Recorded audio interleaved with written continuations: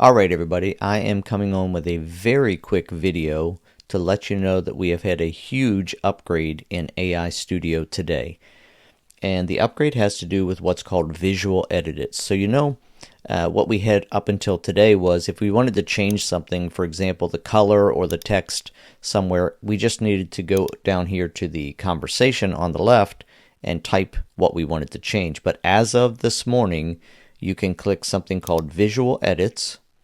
And what it's going to do is on the side over here, you see what has happened now is when I hover, I have elements. So let's go to the button as an example. So if we click on the button, now on the left-hand side, we have a ton of options where we can change the colors, change the spacing, change the text on it. If you go to text, we got the same thing. We can change colors, style, text. We can change our menus, all of that. So if we scroll down, any aspect of the page that you just want to click and change. This is not what I wanted on this button.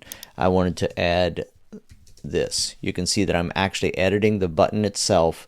And so this is something that we have been asking for, hoping for, and I have been saying is going to be coming, but I wanted you to know it's available today. You can do it right now. I just went and clicked on an image. Not sure how that works. Let's go have a look. Looks like it has a URL, so currently it's still not using the media library. I'm sure that will change as well. So there you go.